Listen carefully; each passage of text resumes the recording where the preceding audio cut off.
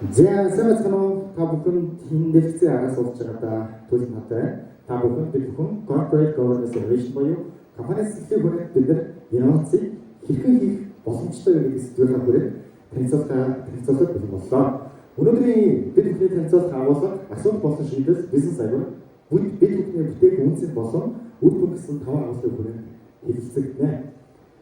За бид бүхний төслийн зорилго бол хэмэл оюухан суурилсан ирээдүйн боловсон хүчнийг өнөөдрөөс эхэлж бэлдэх бөгөөд мөн дээрээс нь олон компани хоорондын цахим хамтын ажиллагааг суурилсан share cloud системийг бид нар бүтээх зорилготой өнөөдөр бид нар энэ төслийг танилцуулж байна. Бид бүхний бүхний хүсэж байгаа алсын хараал хэмэл оюуханыг ашиглаж цахим цэцэрлэгийн инновац суурилсан дэлхийн хэмжээний бизнес хэлбэртэй.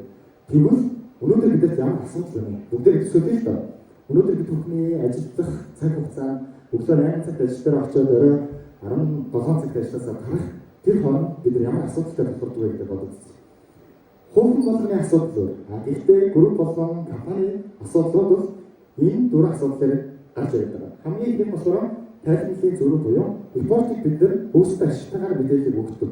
Энэ нь өөрөө группийн хүрээ маш том зөрүү бий болгодог гэсэн.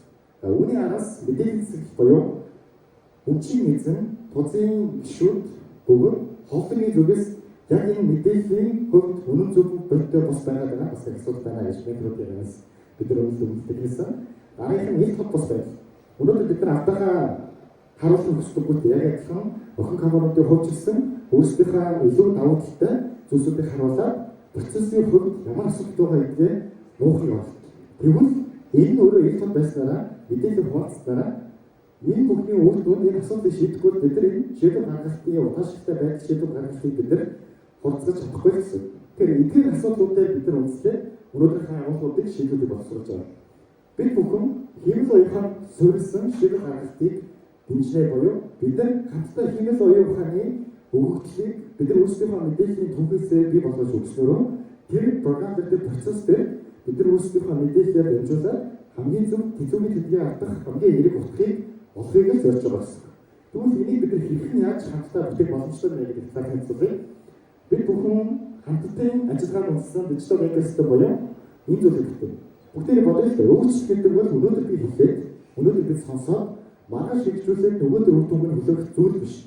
Гэхдээ бид бүхэн ирээдүйд заашгүй нүг тулах тэр асуудлын зөрийг бид нар өнөөдрөөс эхлэн заашгүй шаардлагатай гэдэг зүйлийг манай багийн судалгааны үйлдэл бий болгож гаргаж ирсэн. Тэгэхээр энэ зүйлийг бид нар хийхдээ centralized хэмэл оюухан суурилсан засаглал generative хэмэл оюухан суурилсан талаар тэгээд shared class data буюу олон компани бүрийн ижил төсөлтэй асуулт хэлжүүд хоорондоо яагаад мэдээлэл хуваалцаж болдоггүй яагаад мэдээлэл хуваалцаж болох системийг бид нар бүтээл болохгүй бэ гэдэг зүйлээр анхаарал хандуулж байсан. За тэгэхээр бид нар энэ зүйлсийг хийхэд бол ерөнхийдөө 3 фейсийг хүрээд 3 нэшгт ажлын хүрээд энэ зүйлийг бид нар бодох зорж байна.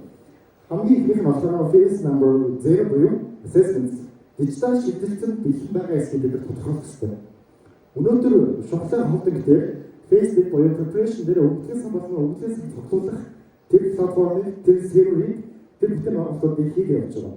Мөн дээрээс нь бид нар дижитал хэрхэн ажиллах вэ гэдэг policy бид нар батлах гэж явж байгаа гэж ойлгосон. Тэгэнгүүт бид нар энэ зүйлийг хийхээсээ илүүтэйгээр хамгийн ихэнд бид нар бэлэн байж чадж байгаа. Бид нар бэлэн. Энэ асуудлыг заах хэрэгтэй.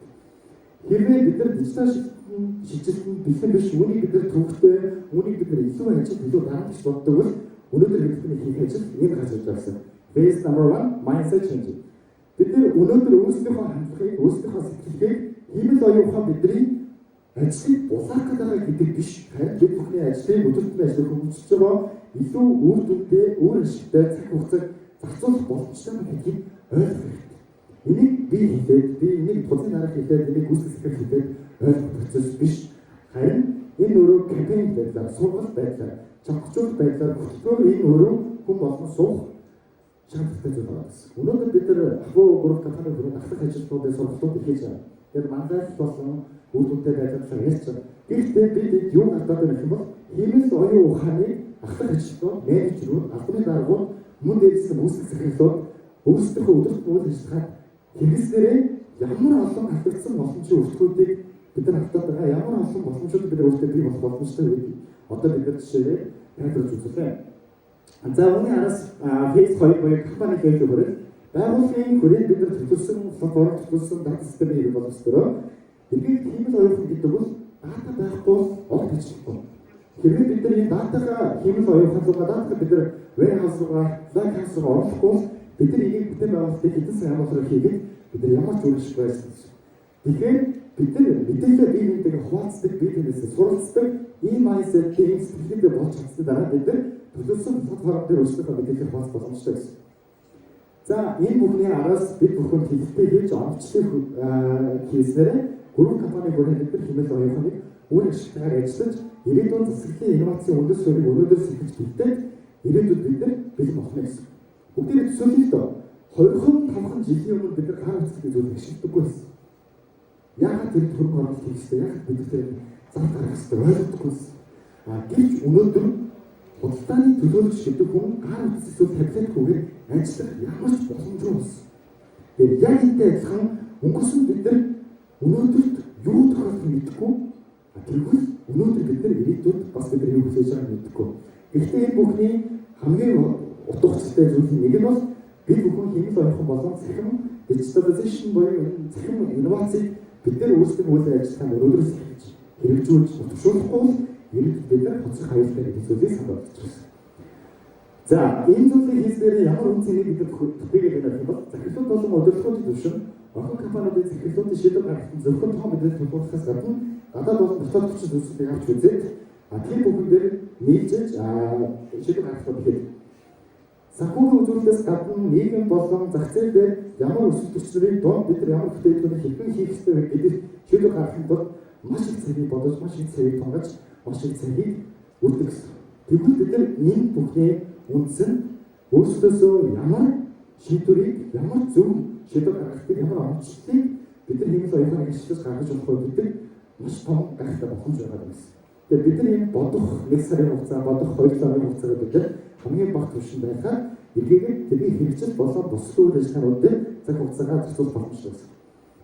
Ажилтны талын бүтээгдэхүүн хувьд ажлын бүтээгдэхүүн нэмэгдүүлэхээс гадна байгууллагын ашигт үйл ажиллагаа өсөлт, мөн дээрээс нь тогтвортой хөгжил хамгийн чухал төлөвлөлт хүчин зүйл юм. Бид нар хэмээл оюуханыг ашигласнаар ажилтны бүтээмжийг хэрхэн нэмэгдүүлэх вэ гэвэл бүтээмж бол зөвхөн их ажилласнаар гардаг зүйл биш. Бүтээмж тэнцвүүгийн тэмдгийн арга, эерэг, утга хамгийн өндөр түвшинд байхыг хамгийн сайн бүтээмжтэй байна гэж.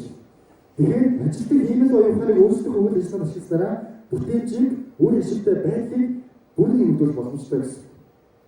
За энэ дээр бяцхан санхүүгийн тооцоолол байна.